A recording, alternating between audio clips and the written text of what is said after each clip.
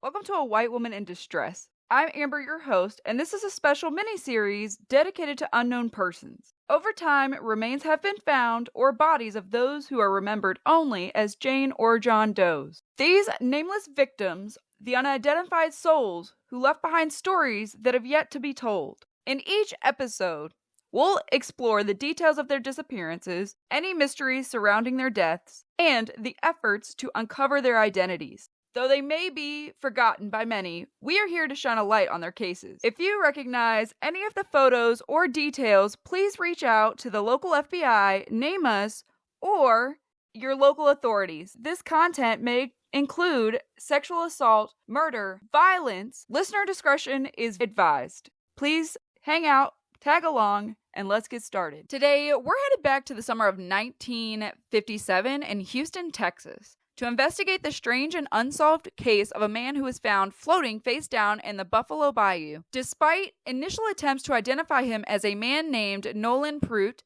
it was later confirmed that this wasn't his true identity, and he remains nameless to this day. On July 8th, 1957, the body of a man estimated to be between the ages of 25 and 40 years old was discovered floating in the Buffalo Bayou near the 1200 block of Commerce Street in downtown. The man's body was found face down, and due to the time spent in the water, it had decomposed significantly by the time that he was recovered. Investigators believe that he had been dead for approximately 3 days before his body was discovered. However, because of advanced state of decomposition, an autopsy wasn't possible, leaving the exact cause of death unknown.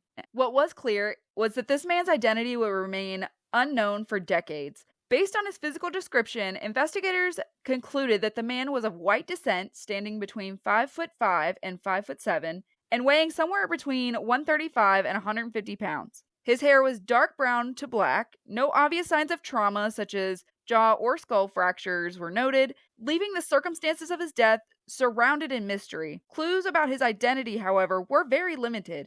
In terms of personal items, the man was wearing a green and brown striped long-sleeve shirt, khaki pants, white cotton socks, brown shoes, and a brown belt with a cowboy-style buckle. 2 combs were found in one of his pockets, and notably, his dentures bore the inscriptions EJC 810-56, possibly giving a hint to his past dental or medical records. Initially, authorities thought that they could identify the man as Nolan Pruitt, a local man. However, this turned out to be a case of mistaken identity, because as time passed, the man's real name and story remain unknown. He was given a proper burial in an unmarked grave at a county-owned cemetery, and with that, the case seemed to just fade from the public's memory. But this mystery didn't end there. In 2024, forensic anthropologist Dr. Miriam Soto Martinez confirmed that this man, buried as Nolan Pruitt, was still officially unidentified, reopening a chapter that had long been thought closed. The question still remains, who was this man? How did he end up in the Buffalo Bayou? How did he end up just with this mistaken identity?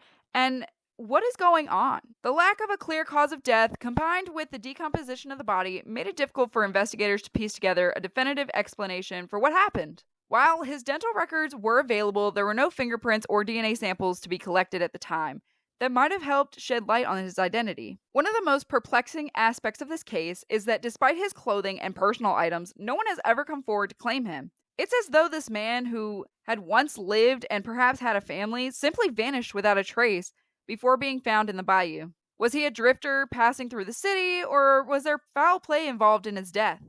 The water had erased so many clues, but one thing remains certain: he was somebody, and his story deserved to be told. Advances in forensic technology, particularly in DNA testing, might one day help identify this man. While there was no DNA available from the body at the time, new techniques for gathering information. In the meantime, this unidentified man remains a mystery, a cold case with few leads. His identity may have been lost in the waters of the Buffalo Bayou, but his story is not forgotten. If you have any information about the unidentified man found in the Buffalo Bayou in 1957, please contact the Harris County Institute of Forensic Science at 713-796-6774. Even the smallest piece of information could help bring closure to this long unsolved case. Thank you for joining me today for another episode of A White Woman in Distress. Please like, share, and subscribe. I'm on YouTube, TikTok, Facebook, and Spotify. Together, we can continue to help raise awareness for these forgotten cases and work together to bring answers to the families who need them. Until next time, stay safe, stay vigilant, and remember, if you see something, say something and do something.